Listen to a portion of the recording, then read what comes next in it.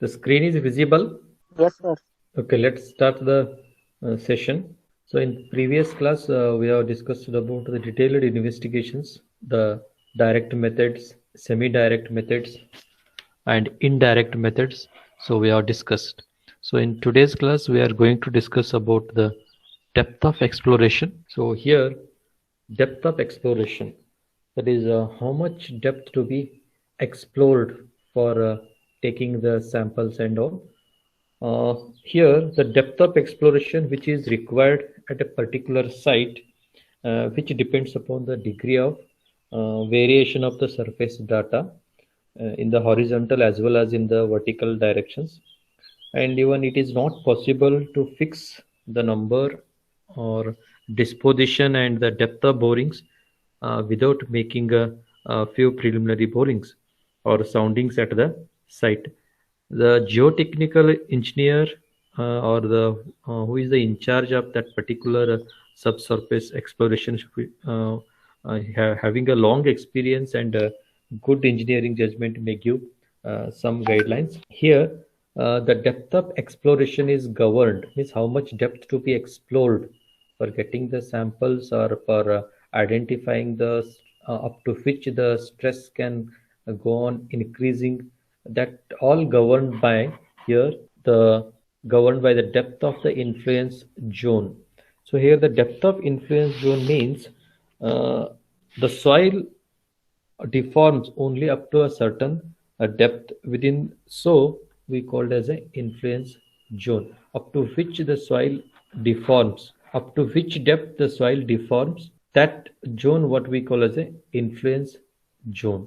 And that influence zone we have calculated by using the pressure bulb diagram, or we can call it as a isobars.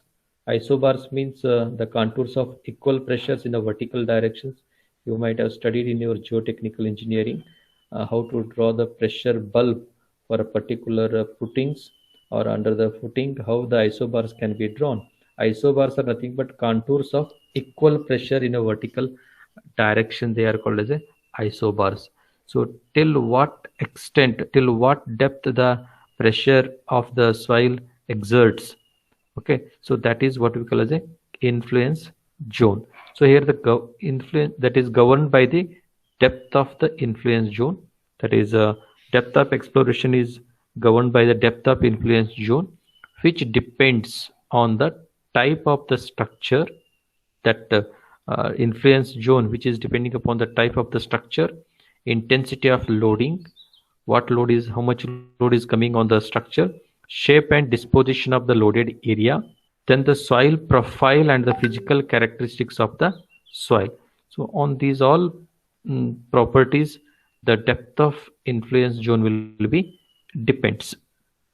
And here the depth up to which the stress increment due to superimposed loads can produce a significant settlement and shear stresses is known as a significant depth. So here generally we use isobars to calculate the significant depth. So isobars are to be plotted. The isobars are the contours of equal pressures. Suppose this is the footing. You all can see this one diagram. Yes, sir. Okay, this is the footing. The load coming on this footing like this. It is the load coming on the footing. Say W. Say 100 Newton per meter square. Okay. So as the load acting on the footing, then the soil gets stressed. Under the footing, the soil gets stressed. Okay. So the pressures means the contours of equal pressure. How you plot contours in a surveying and all. The same there you plot the elevation contour, that is the ground RL you plot. Okay. Here you need to plot the pressures. I hope you're understanding the vertical direction. Yes, sir. That is isobars are nothing but contours of equal pressure in a vertical directions. So in whichever point you are getting the same pressures, that points are to be joined. Then you'll get this closed circuit. Okay, like this. Okay. Similarly, next again you have to plot Let us, let us understand, suppose this is the 90 Newton per meter square.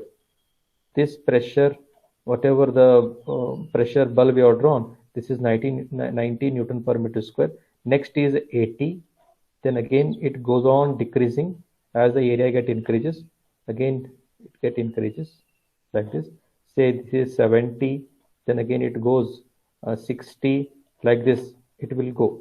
I hope you're understanding this one. Contours of equal pressures in a vertical direction. So these isobars are used to calculate the significant depth of foundations. Okay. So what will happen here? The soil within the isobar, whatever the soil present within the isobar, which is stressed under the applied load.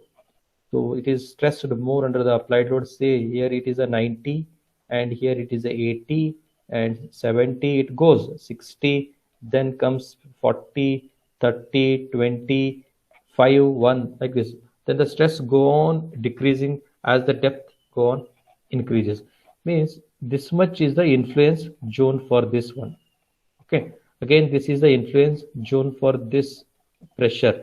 Again, this is the influence zone. Beyond this bulb, beyond this one, there is no pressure at all. So that is to be neglected. Only this much to be taken, and this becomes the influence zone.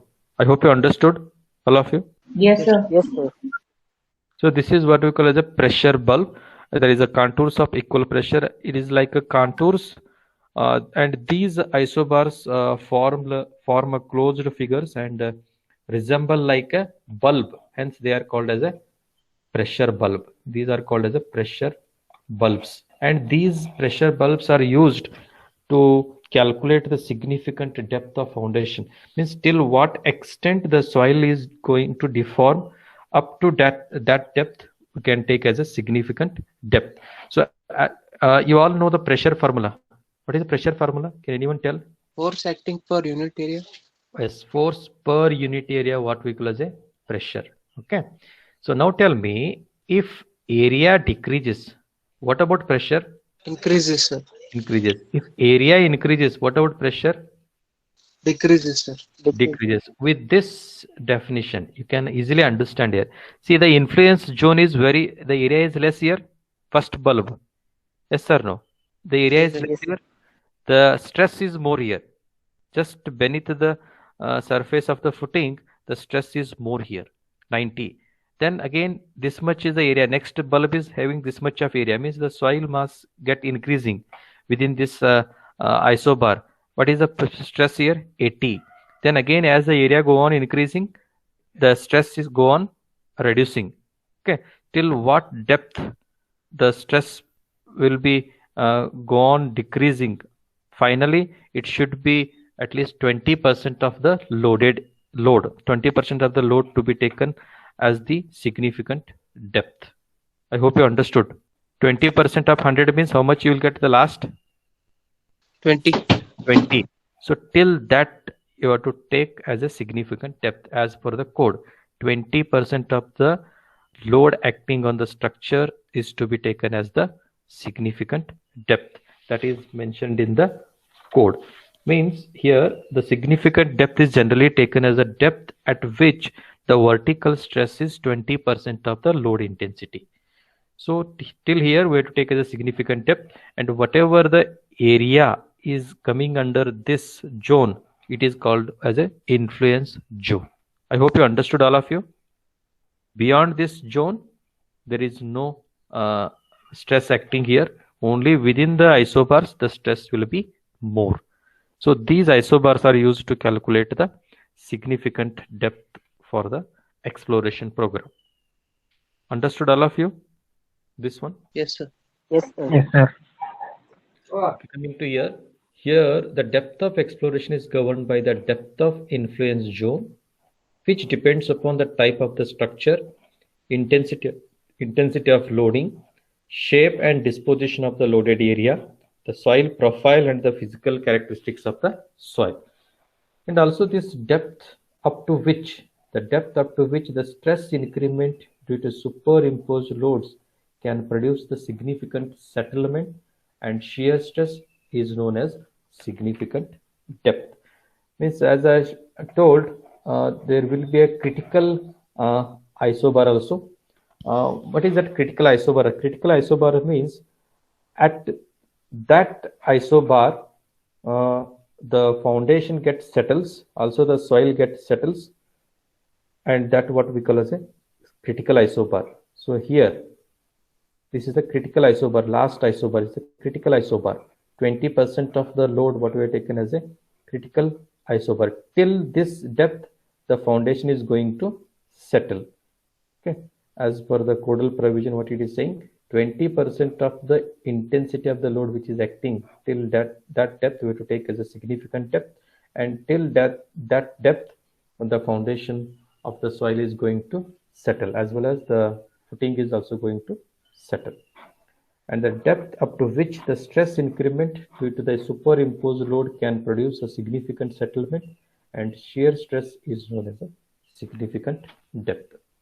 And based on this criteria, based on this significant depth criteria, there are some of the guidelines which are to be followed whenever exploration program is to be conducting. So they are for isolated footing. If the footing is isolated or the raft, how much the depth of exploration to be taken? It is generally 1.5 times of the width of the footing. If here the isolated footing picture is given here. If width of the footing is B, how much depth to be explored? The depth to be explored or the borehole to be done, it is greater than D plus 1.5 times of B to be taken. So till that depth, you have to explore it and get the sample. This is the guideline. Then suppose adjacent footing, if it is having a clear spacing of less than 2B, then the depth of exploration should be 1.5 times the length. Okay, so here this is the length, or it is the depth of footing, and A gives the clear spacing between the footing. If two footings are adjacent, and adjacent footing with a clear spacing of less than 2B, if it is taken less than 2B, then the depth of exploration should be 1.5 times the L. If suppose depth for spacing equal to 4 times of B, then the depth of exploration should be 1.5 times of B. So these are the some guidelines to be followed whenever the exploration program is being conducting. Next is adjacent rows of footing. If the footings are placed adjacent to each other, then what are the criteria here? The adjacent rows of footings with a clear spacing. Here A indicates the spacing between the footing. If suppose A is less than 2B, for adjacent rows of footings, the depth of exploration to be done around 4.5 times of B. So B means the width of the footing. Till that depth you have to explore it. And for adjacent rows of footing with a clear spacing, if it is greater than 2B but less than 4B, B is the width of footing, as I said, and if it is more than 2B or less than 4B, then the depth of exploration should be 3 times of width of the footing. If adjacent rows of footings with a clear spacing greater than or equal to 4 times of B, then the depth of exploration should be 1.5 times of the B. So these are the general guidelines to be followed to get the correct samples, or to analyze the correct stress increment in exploration program. Then file foundation and well foundation here. For the file foundation and well foundation, how much the depth of exploration to be done? So the depth of exploration to be done here, 1.5 times the width of the structure from the bearing level, that is toe of the pile or the bottom of the well foundation. So initially you all know how much depth of pile to be done, but the exploration program, whenever you are getting a samples to analyze the SBC of the soil and all, so you know how much depth of boring to be done or the piling to be done. So you have to take the 2/3 of that one, 2/3 of that one up here, 2/3 of the depth, Then from that 2/3 of the depth, you have to take 1.5 times of B, 2/3 of depth plus 1.5 times of B to be taken for the exploration program. How much depth of exploration to be done, that I am explaining here. For a pile foundation and a well foundation, 1.5 times the width of the structure. The width of the structure means it is a group of piling is being taken here.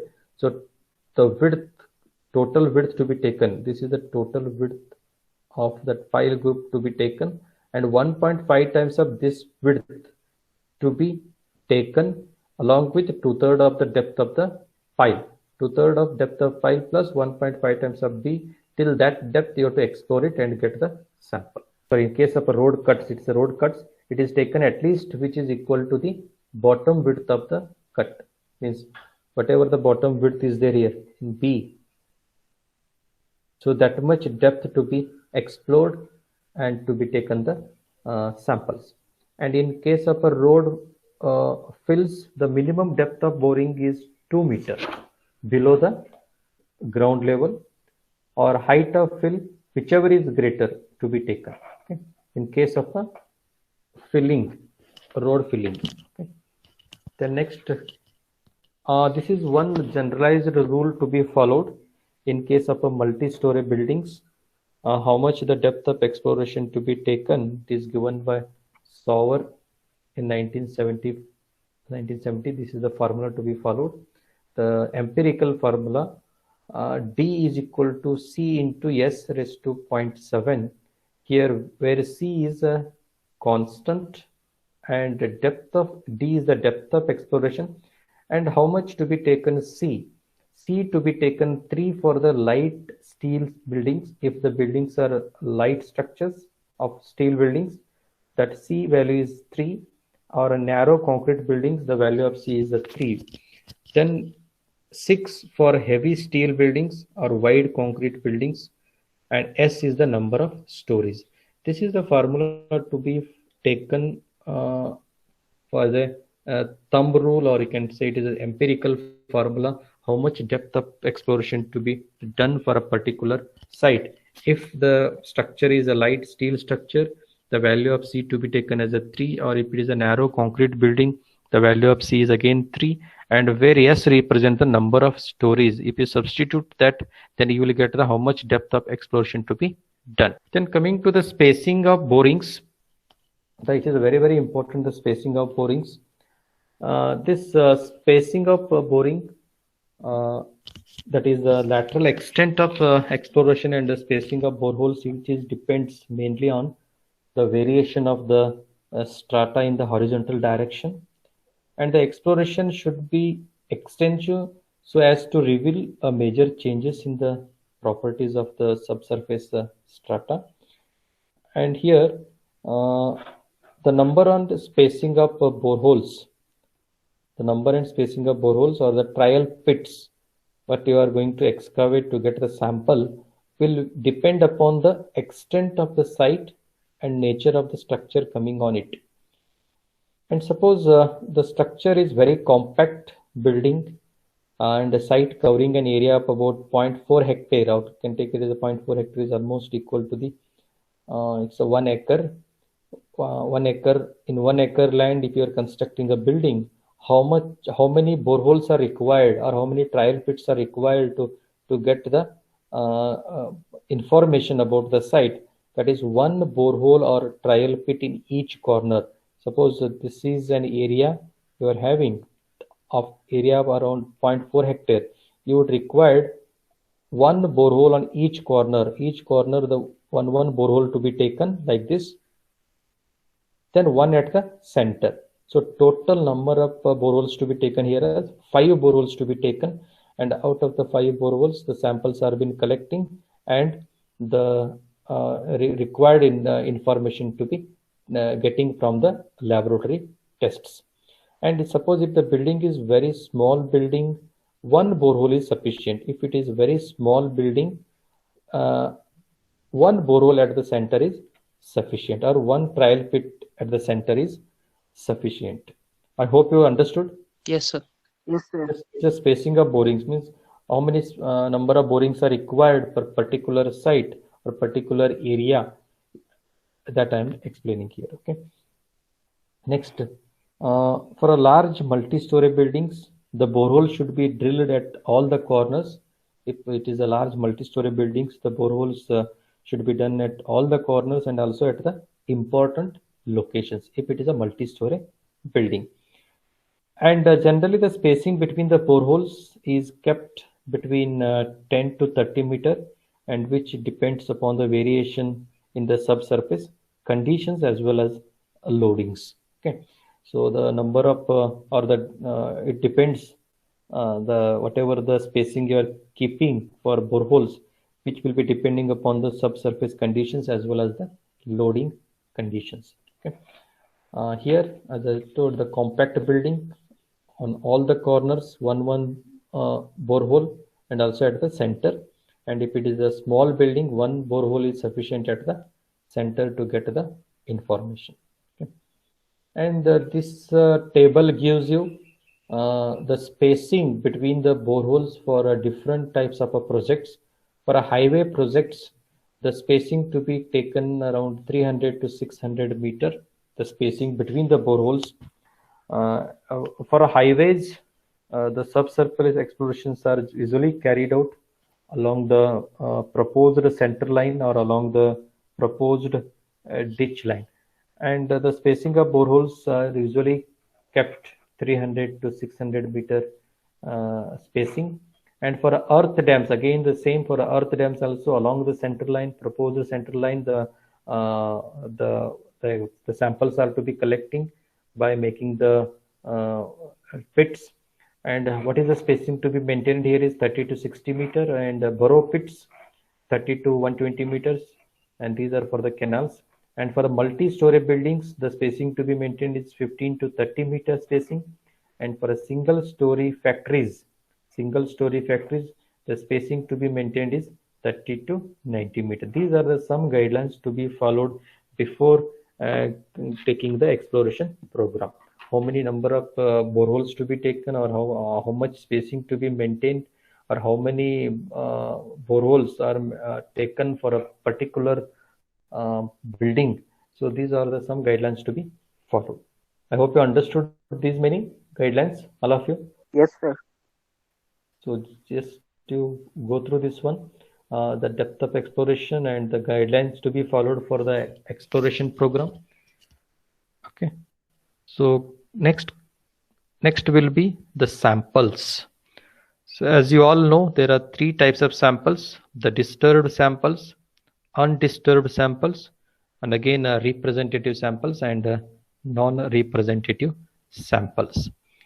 And again from each samples we will be getting a different results from the laboratory, and those to be tested in a laboratory for getting the engineering properties. And regarding this I'll take in the next class regarding the samples. Again, once the samples is over, then the samplers means how to collect the samples. Again based on the mode of operation, we'll be having open drive samplers, again stationary piston samplers and rotary samplers. So regarding this I'll explain it the next class. So is it clear? Yes, sir. If you have any query you can ask, otherwise I can leave the class.